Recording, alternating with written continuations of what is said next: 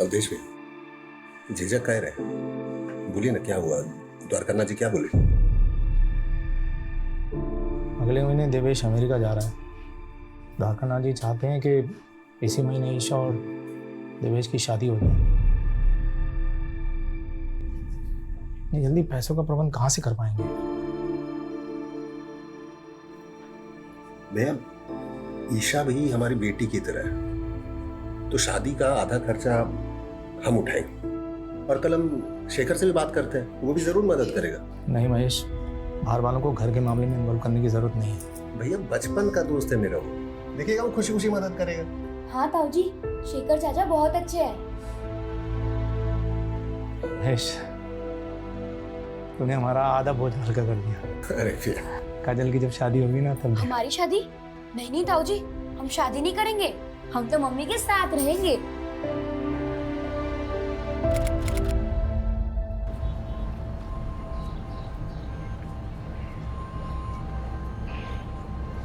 काजल,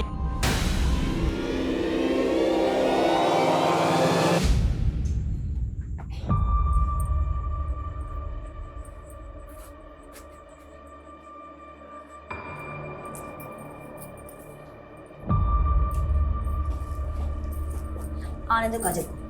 जेठ जी एकदम ठीक कहते, लड़की हाथ से निकलती जा रही है। शांत हो जा बिंदा। महेश गया है ना काजल को लेने। आ गया फोन। हेलो, मिल गए ना काजल? फोन देना से। वृंदा, काजल भारती के घर आई ही नहीं। क्या? तो कहीं कहाँ वो? महेश, मिली क्या? नहीं। देख तू चिंता मत कर, किसी ने कुछ कह दिया होगा, यहाँ वहाँ मुंह फुला के बैठी होगी, मिल जाएगी। चल वहां ढूंढते हैं।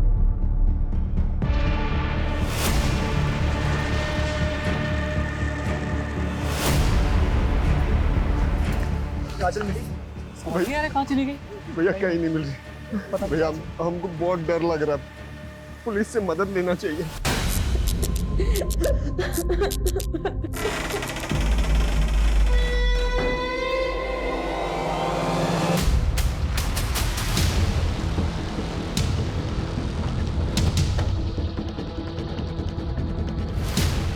आपने आखिरी बार काजल को यहीं देखा था? जी हाँ। अरे पापा, रास्ता भूल गए क्या? हमारा घर तो उस तरफ है। बेटा भूला नहीं, बस है ना, मैं काम पूरा करके आ रहे। तो हम भी आपके साथ चलते हैं और आते वक्त हम चॉकलेट ले लेंगे। बेटा तो चॉकलेट तो शंभू चाचा से ले ले, हम बस काम खत्म करके आ गए। काजल की तस्वीर सभी पुलिस स्टेशन में सर्कुलेट करो। सर, आसपास की सभी दुकानें बंद हैं। अब तो सुबह जब दुकानें खुलेंगी सभी को इन्फॉर्मेशन मिलेगी। मैं शर्मा, छोटी बच्ची का मामला सुबह तक का इंतजार नहीं कर सकता। पेट्रोलिंग टीम से कहो कि तुरंत बच्ची की तलाश शुरू करें और पास में एक नाला है, वहाँ भी चेक करो। ओके। कहाँ जा रही बिंदा? कहाँ जा रहे? काजल नहीं, कहाँ जा? मुझे जाना पड़ेगा उसमें। आ जाएगी काजल बेटा, तू शांति रखना। भाभी अभी तक नहीं आई है, पता नहीं कहाँ होगी हमारी बच्ची।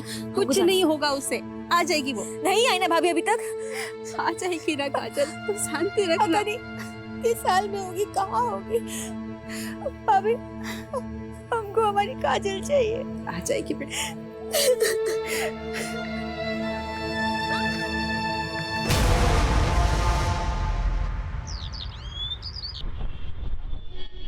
जी साहब, काजल कल शाम में दुकान पे आई थी हमारे। शंभू चाचा, हाँ बेटा, चॉकलेट। ले बेटा। अच्छा, जब वो तुम्हारी दुकान से गई तो तुमने किसी को उसके पीछे जाते हुए देखा था? कोई ऐसा जिसको देख के लगा हो कि शायद वो उसका पीछा कर रहा है? नहीं साहब। सर, इस सीसीटीवी फुटेज में काजल कैप्चर हुई है। एग्जैक्ट 6:13 पर वो इस गली से गुजरी थी और सर यहाँ से उसका घर 1 किलोमीटर की दूरी पर है। तो मतलब जो भी हुआ है वो इस 1 किलोमीटर के दायरे में हुआ है, तो वो 6:13 के बाद। सर पूरा रास्ता स्कैन किया है, आसपास के लोगों से भी पूछताछ की, लेकिन 6:13 पर किसी ने भी काजल को नहीं देखा और न ही किसी शोर शराबे की आवाज़ सुनी। तो क्या ये किसी जान पहचान वाले का काम जो काजल को बहला फुसला कर अपने साथ ले गया? कोई करीबी? क्योंकि अगर ये किडनैपिंग का मामला होता तो अब तक फिरौती का कॉल आना चाहिए था।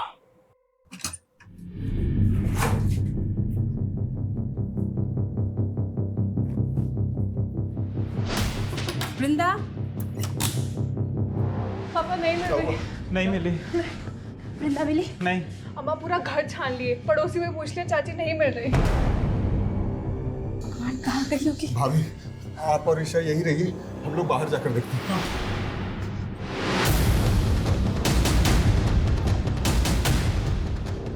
महेश क्या हुआ? शेखर, वृंदा कहीं चली गई। अरे घबराओ मत, यहीं कहीं होगी, मिल जाएगी।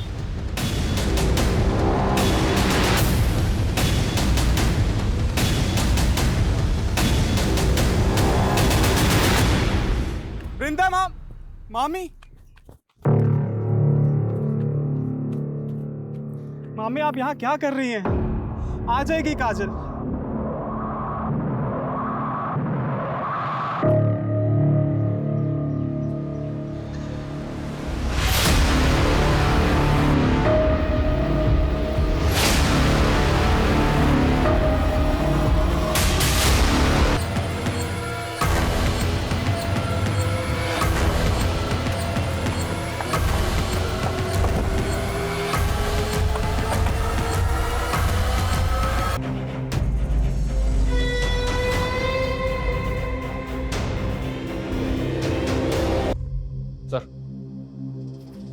काजल की पीएम रिपोर्ट।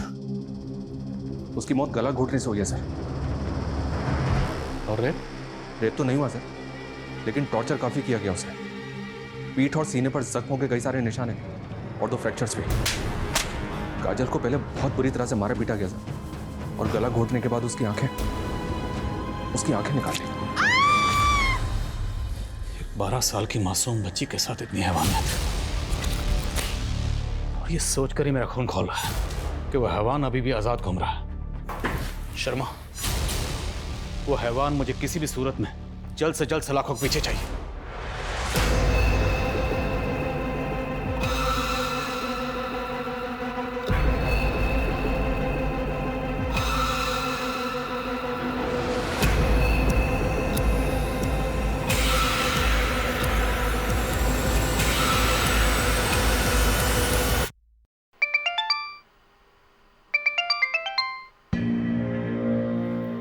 कौन बार बार फोन कर रहा है? देवेश के पिताजी हैं, शायद शादी की तारीख फिक्स करने के लिए फोन कर रहे होंगे। शाम को बात करते हैं उनसे, बोल देंगे कि 6 महीने के लिए शादी टाल दें। लेकिन अगर देवेश एक बार अमेरिका चला गया तो फिर पता नहीं कब लौट कर आएगा। तो क्या करें? यहाँ हमारे भाई की बेटी की जान गई है और तुमको अपनी बेटी की शादी की पड़ी है, हाँ? भैया भाभी सही कह रही। अभी शादी टल गया तो हो सकता है कि रिश्ता भी टूट जाए। इससे अच्छा रिश्ता हाथ से जाने मत दीजिए। क्या कह रहे हो? सही कह रहे। ईशा और देवेश की शादी इसी महीने होना जरूरी है।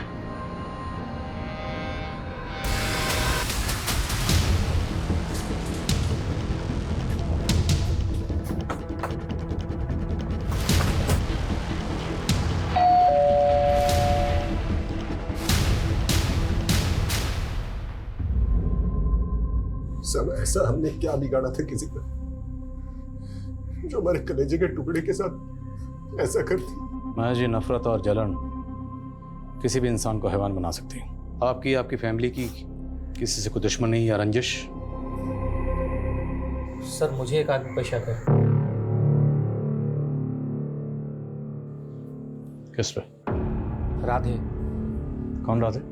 सर वो यहीं पास में रहता है, महेश का दूसरे रिश्तेदार भी लगता है। मानसिक रूप से थोड़ा बीमार है, बहुत ही गुस्सेल और अड़ियल इंसान है। अभी पिछले महीने एक नेहा नाम की लड़की को उसने बहुत परेशान किया था। छोड़ दो मुझे। अगर तुम मेरे साथ नहीं खेलोगे तो मैं तुम्हें किसी के साथ खेलने नहीं देंगे। चलो। काजल, तुमने मुझे मारा, मैं तुम्हें नहीं छोड़ूंगा। मुझे मारना मत पापा, मुझे मारेंगे, मुझे मारना मत।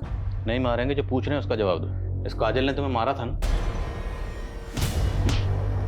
काजल, बुरी बुरी आंखों वाली काजल, इसने मुझे मारा था इधर लकड़ी से 5 बार। काजल ने तुम्हें मारा इसलिए तुमने काजल को मार दिया? शर्मानी चाहिए आपको। मेरा बेटा दिमागी तौर पे कमजोर है, इसे देखकर आपको लगता है कि वो किसी की जान ले सकता है? जानलेवा हमला तो कर ही चुका आपका बेटा कई लड़कियों पर। काजल ने तो पीटा भी था उसे, हो सकता है बदला लेने के लिए। बदला तो महेश और उसका परिवार ले रहा है हमसे साहब। अवधेश, महेश और हम दूर के रिश्तेदार हैं। उस चंदी जायदाद के लिए हमारा केस भी चल रहा है कोर्ट में। उसका फैसला हमारे हक में आया, उसी का बदला लेने के लिए महेश हमारे बेटे को फंसा रहा है। हाँ, लेकिन राधे की जहनी हालत की वजह से हमें उसकी कस्टडी नहीं मिलेगी। लेकिन सर, अगर कस्टडी नहीं मिलेगी तो इंटरोगेट कैसे करेंगे? राधे की कस्टडी हमें एक ही सूरत में मिल सकती है, या तो हमारे पास उसके खिलाफ कोई ठोस सबूत हो या फिर कुछ चश्मदीद गवाह। राधे पर हर वक्त नजर रखो और ये भी पता करो क्या महेश की फैमिली की किसी से कोई दुश्मनी थी। दोनों टाइम वेस्ट कर रहे हैं, इनकी हड्डी पसली एक कर दो। जब तक उस आदमी का नाम याद ना आना है, छोड़ना मत इनको। सर मुझे लगता है नशोड़ियों ने उठाया काजल को और अब कहानियां बना रहे हैं। मुझे राधे के ऊपर डाउट है सर। तो सवाल यह है कि काजल को अगर राधे या कोई और जबरदस्ती उठाकर लेकर गया होता तो काजल शोर तो मचाती। ऐसा कुछ हुआ ही नहीं। क्यों? हो सकता है सर पीछे से हमला किया हो अचानक। दोनों नशेड़ी पर नजर रखो और राधे से पूछताछ करते रहो, देखते के सामने आता है। Right sir. और एक बात सर, हमने काजल के नेबर्स और घर वालों से तो बात की है, लेकिन काजल जिस स्कूल में पढ़ती है वहाँ पे बात नहीं की अभी तक। शर्मा, महज 12 साल की बच्ची थी, तो स्कूल में ऐसा क्या हुआ होगा जो बात मर्डर तक पहुंच जाए? जुवेनाइल क्राइम्स आजकल काफ़ी बढ़ गए हैं, इसलिए सर स्कूल क्राइम और शूटआउट बाहर के देशों में भी देखने को मिले हैं और हमारे यहाँ भी। ठीक है, बात करते हैं स्कूल में। 1 2 3 4 5 6 7 अरे रे, देखो तो बेचारी काजल गिर गई। इसे तो प्रीफेक्ट बनना था ना। चलना आता है नहीं, बनेंगे प्रीफेक्ट। तुम खुद को बुली समझते हो? हम बुली समझते नहीं है बच्चू, हम बुली हैं। स्कूल में सब डरते हैं हमसे। गुड मॉर्निंग सीना sir. Good morning sir, good morning. देखा कैसे डर गया ना। दोबारा हमें यहाँ हमारे दोस्तों को तंग मत करना, वरना सच में प्रिंसिपल सर को बता देंगे। फिर ना ही तुम प्रीफेक्ट रहोगे और ना ही स्कूल में। उस दिन के बाद से आकाश उसके पीछे पड़ गया था और एक दिन तो उसने हद ही कर दी। छोड़ो मुझे। मुझ पे हंस रही थी ना। ऐसा करते हैं इसे स्टोर रूम में बंद कर देते हैं। अब पड़ी रहे इधर ही।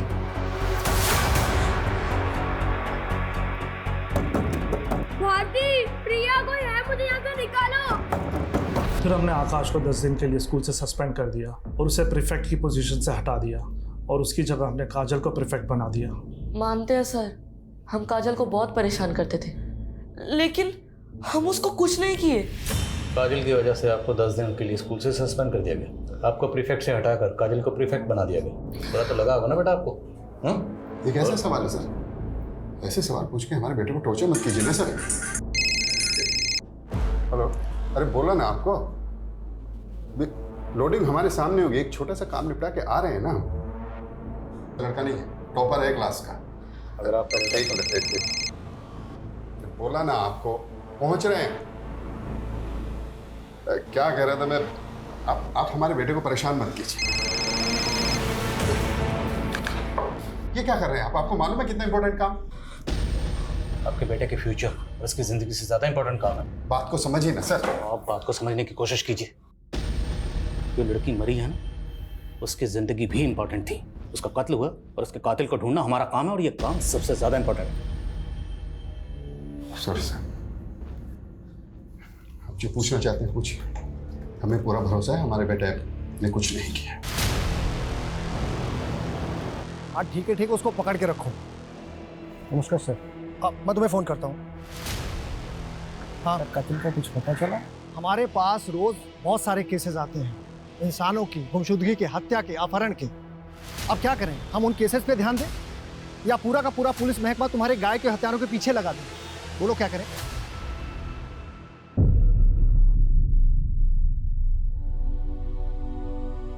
माँ, ईशु दी की शादी में ना मैं ये पहनूंगी। अच्छी लग रही हूँ ना? एकदम परी लग रही है।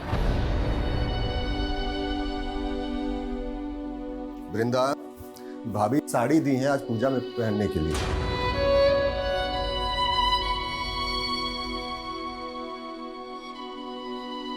काहे अपना जख्म को रेद रही है? हम कहे थे ना काजल का सारा चीज खुद से दूर कर दो।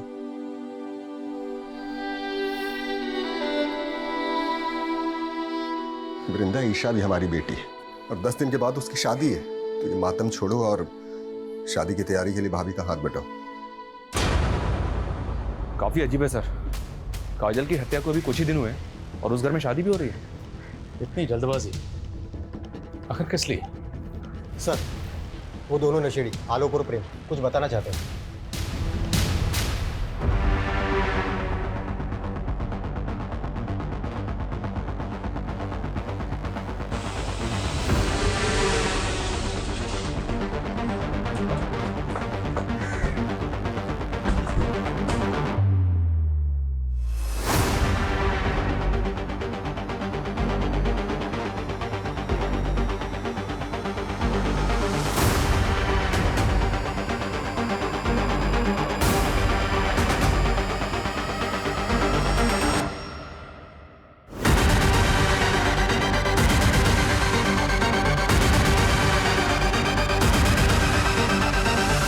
चलें शेखर?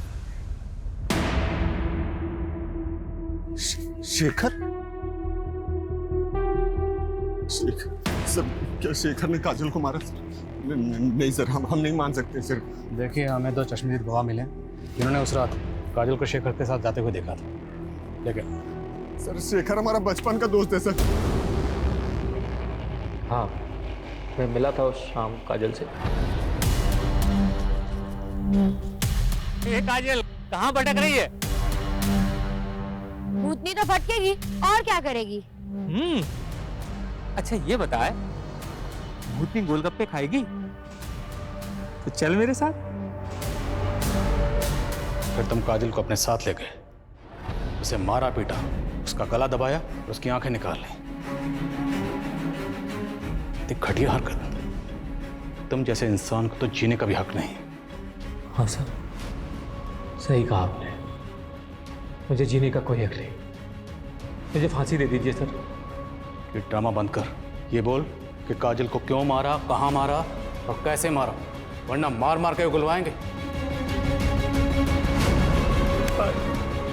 मारिए सर मुझे, मारिए सर मुझे।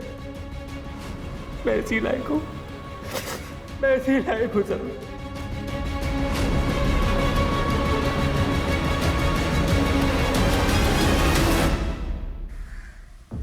पहली बार ऐसा महसूस हो रहा है जैसे इस केस को क्लोजर नहीं मिला। चश्मदीद गवाह है, कातिल ने अपना जुर्म कबूल कर लिया, भी ऐसा लगता है जैसे केस सॉल्व नहीं हुआ। क्यों सर?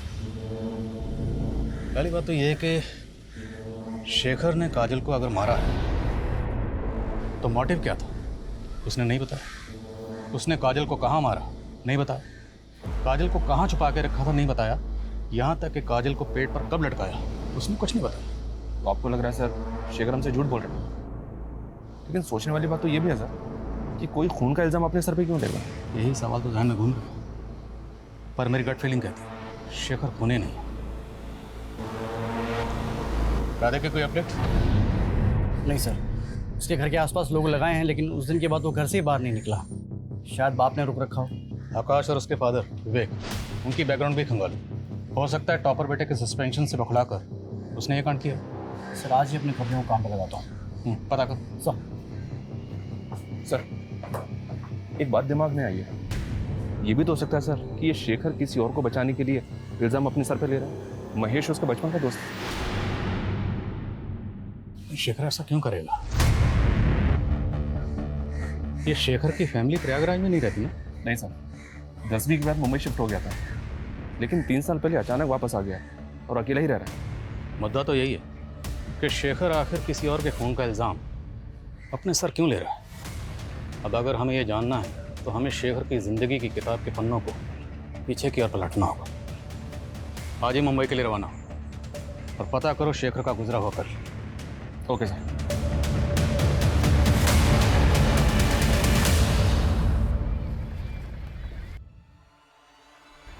शेखर आज मत जाओ ना ऑफिस।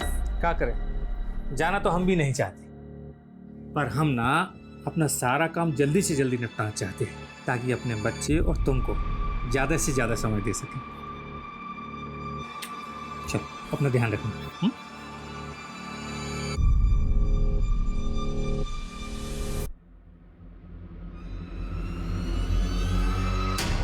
सर पता नहीं कैसे हुआ, मैं जब घर के अंदर गया सारा सामान बिखरा हुआ था और मेरी बीवी तृप्ति वो भी कहीं नहीं थी सर। बाहर निकल के सब लोगों से पूछा पर किसी ने कुछ नहीं बताया। सर प्लीज उसे ढूंढ दीजिए सर। सर मेरी बीवी मां बनने वाली है।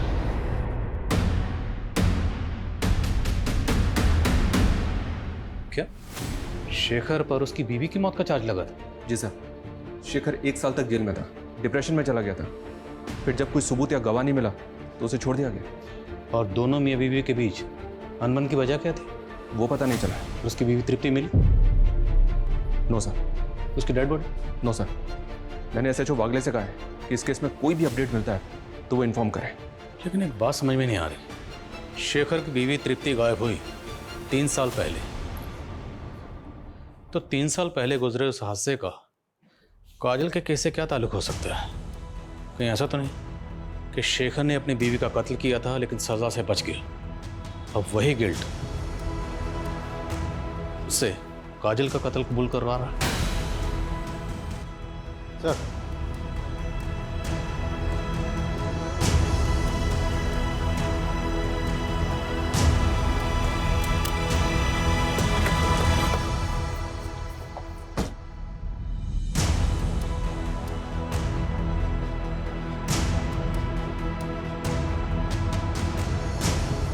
माफ़ी चाहते साहब आपको तकलीफ देने के लिए। दरअसल हम नहीं चाहते कि ये बात फैले और हमारी बच्ची किसी मुसीबत में फंस जाए। बेफिक्र रहिए, कुछ नहीं होगा। बोलो भारती, क्या बताना चाहती हो? बोलो बेटा।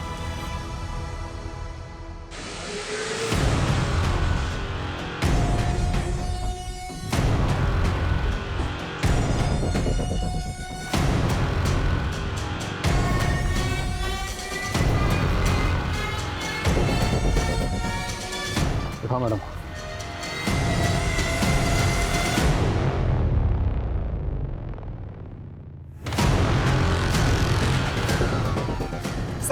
सर हमने क्या किया सर? सर हमने कुछ नहीं किया सर। ये क्या कर रहे हैं साहब? हमारे बच्चे हैं साहब। इन्होंने क्या किया?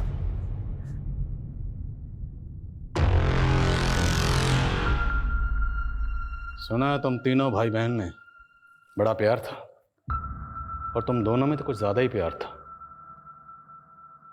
इश्क एक नाजायज रिश्ता। तुम दोनों के राज से पर्दा उठ चुका है। अब बेहतर यही होगा कि आगे की कहानी तुम लोग खुद बताओ। बोलो। हाँ सर, ये सच है कि हम दोनों एक दूसरे से प्यार करते, बचपन से साथ में खेलते कूदते बड़े हुए, और हमें पता है ये समाज कभी भी रिश्ता मंजूर नहीं करेगा, मगर हमने कभी पीयूष को अपना भाई नहीं माना और नहीं मानेंगे। माँ बाबूजी तो बचपन में ही बस हादसे में गुजर गए थे। उसके बाद में महेश मामा और अद्वेश मामा ने ही मेरा पालन पोषण किया। ईशा की शादी हम किसी और से होते हुए नहीं देख सकते थे और ना ही ईशा के साथ शादी हम सबके सामने कर सकते थे, इसीलिए हमने ये रिश्ता सबसे छिपाया था। पीयूष, 1 महीने में शादी हो रही है हमारी। मर जाएंगे लेकिन किसी और से शादी नहीं करेंगे। हम तेरी शादी के 1 दिन पहले यहाँ से भाग जाएंगे, मुंबई चले जाएंगे। फिक्र मत करना, तू मत कर तू फिक्र, मैं सब संभाल लूंगा। ईशा दीदी, पीयूष भैया। अगर काजल इसके बारे में पूरे परिवार को बता देती तो तुम दोनों के भागने का प्लान चौपट हो जाता। उस दिन तुम काजल को भारती के घर के बाहर मिले थे, झूठ तो बोलना मत, क्योंकि भारती हमें सब कुछ पहले ही बता चुकी है। हाँ, ये बात सच है सर। हम जानते हैं हमसे बहुत बड़ी गलती हो गई है। ईशा को भी समझ में आ गया है। हमने भागने का प्लान भी कैंसिल कर दिया है। सच्ची सब कुछ वैसा ही चलेगा जैसा कि घर वाले चाहते हैं। तुम समझ रही हो ना हम क्या कह रहे हैं? तुम किसी को बताओगे तो नहीं? ठीक है भैया, हम किसी को नहीं बताएंगे, पर आप अपना वादा तो नहीं तोड़ोगे ना? नहीं, पक्का वाला प्रॉमिस। ठीक है। काजल ने वादा किया था कि वो किसी को कुछ नहीं बताएगी।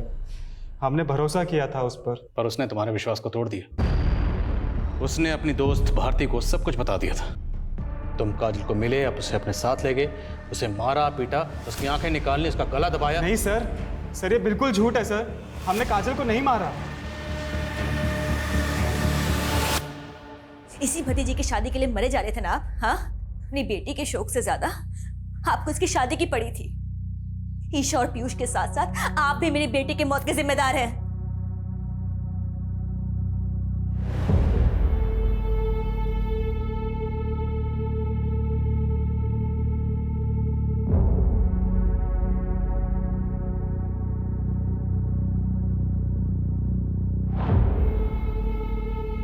महेश, ईशा और पीयूष जो कर रहे थे वो गलत था, सरासर गलत था, और हम ईशा को इस गलती के लिए कभी माफ नहीं कर सकते। लेकिन मेरा दिल ये मानने के लिए तैयार ही नहीं है कि ईशा काजल को मार सकती है। अरे अपनी सगी बहन मानती थी वो उसे। हाँ महेश, हमें तो लगता है कि ये काम सिर्फ पीयूष का है। भैया हम हमेशा आपका इज्जत किए, आपके हर बात को माने, लेकिन इस मामले में अच्छा होगा कि आप कुछ न बोलिए।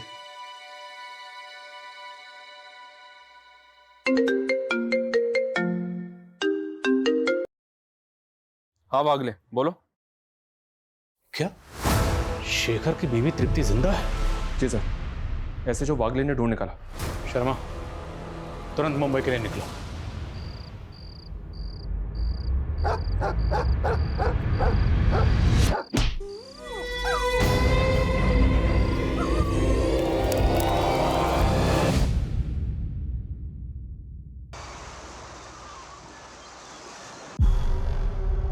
मुझे किसी ने अगवा नहीं किया था। मैं राकेश से प्यार करती थी। शेखर की कंपनी में राकेश ड्राइवर था।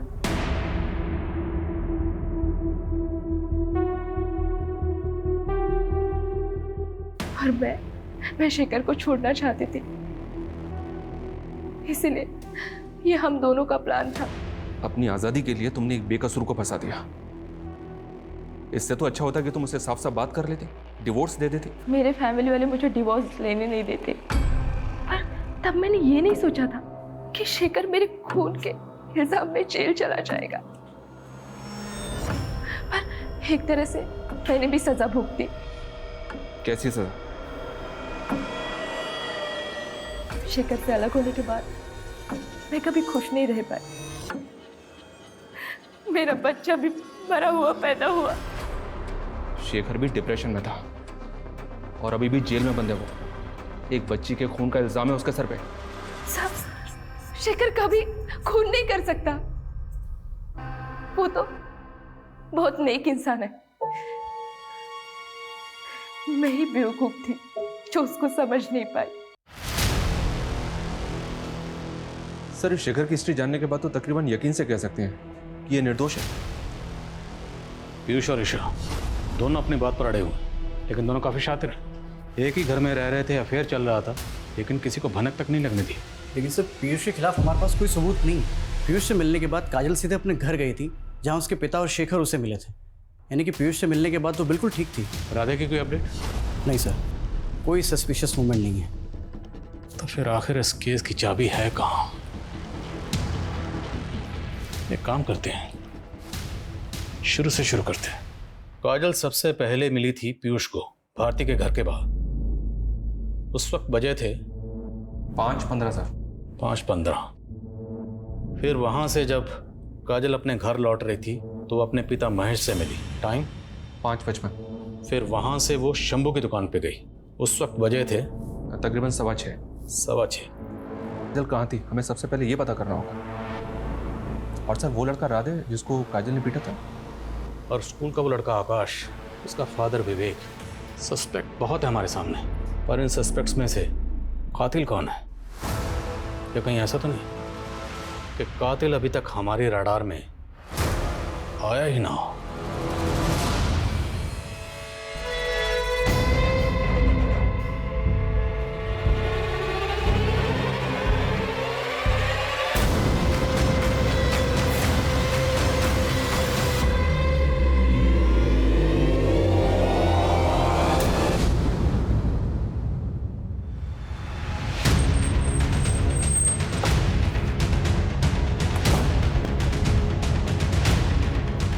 जय हिंद सर।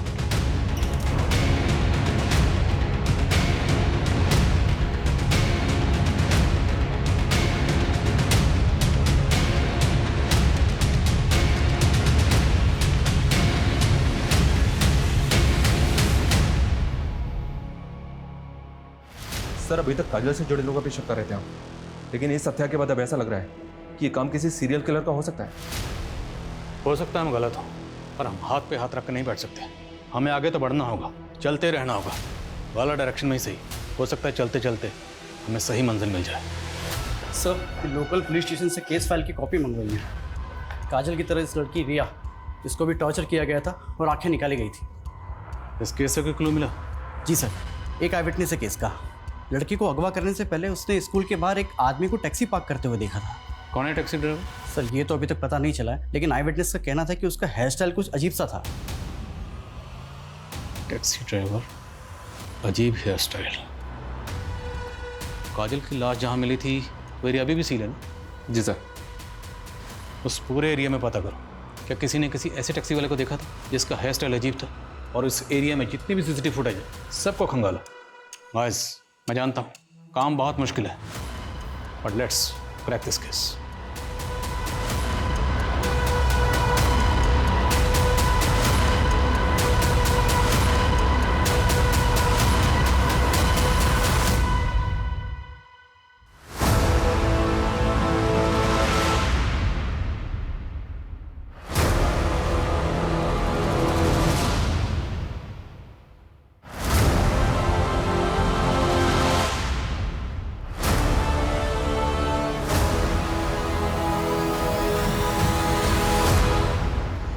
टायर मार्क्स की तरफ हमने कभी ध्यान ही नहीं दिया। सर ये एरिया कभी से सील है, ये इससे पहले क्यों हो गया? एक्सपर्ट को बुलवाओ, पता लगवाओ कि टायर मार्क्स किस व्हीकल के हैं।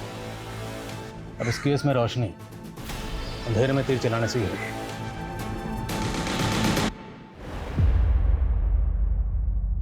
पीयूष जा चुका है और अब उसे कभी याद भी मत करना। अरे शुक्र मना कि देवेश तुझसे अब भी शादी करने के लिए तैयार है। ईशा अब और कोई कांड मत करना। हम वादा करते हैं माँ, अब जैसा बोलेगा हम वैसे ही करेंगे। सर मैं प्रयागराज में हुए दूसरे सिमिलर केसेस ढूंढ रहा था, तो ये केस मेरे सामने आया, अवनी दीक्षित का। काजल, रिया और अवनी, तीनों केसेस में विक्टिम को पहले टॉर्चर किया गया, उसके बाद उनकी आंखें निकाली गई। और सर इन तीनों में से किसी का भी रेप नहीं हुआ।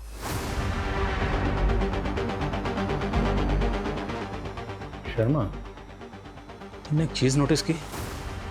इन तीनों विक्टिम्स में एक चीज कॉमन है। क्या सर? तीनों की आंखें भूरी हैं।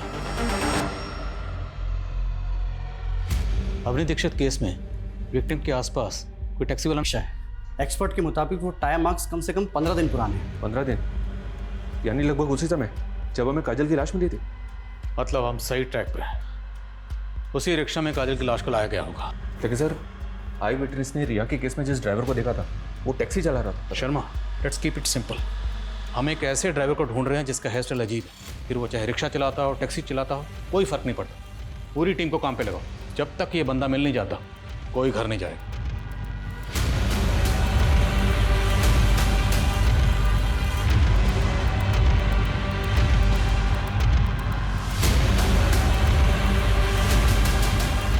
सर ये दो ड्राइवर्स मिले हैं, दोनों की अपनी अपनी कहानियां हैं, अपने अपने अलीब हैं।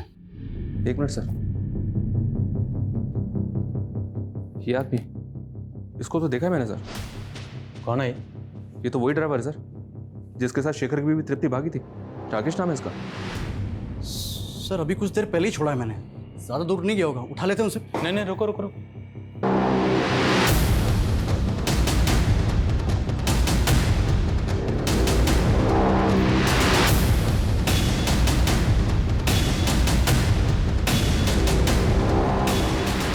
हेलो, हाँ मैं घर के बाहर वेट कर रहा हूँ।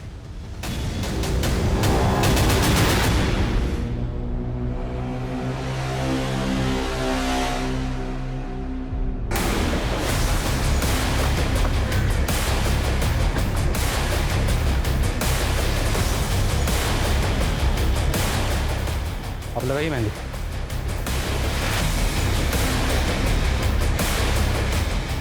तो केदार जी, राकेश को जानते हैं ना? कितनी जल्दी भूल गए? अभी तो मिले थे गली में। अच्छी याद आया, लेके जाओ।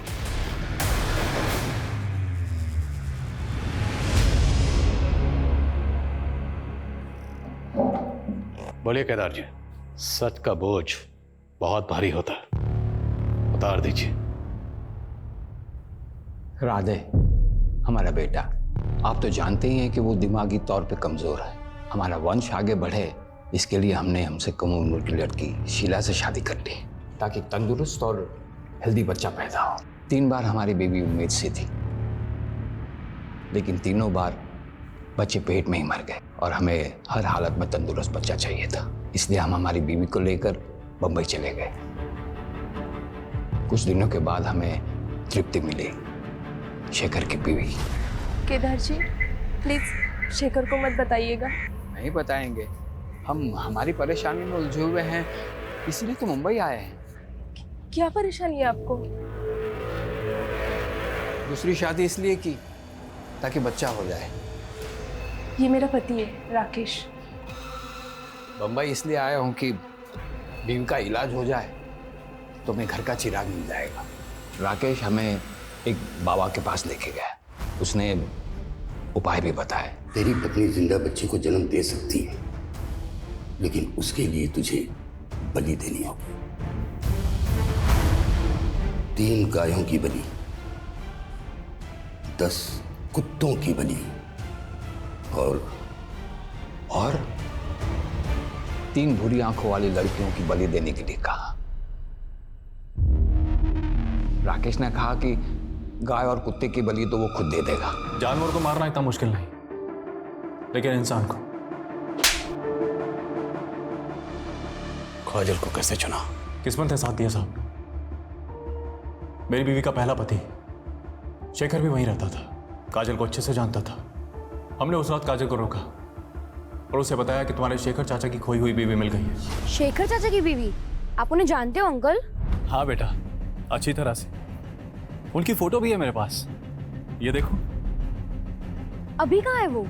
चलो मेरे साथ, मिलवाता हूँ उनसे। तृप्ति चाची कहाँ है? है ना कत्थई आंखें, जैसी चाहिए थी।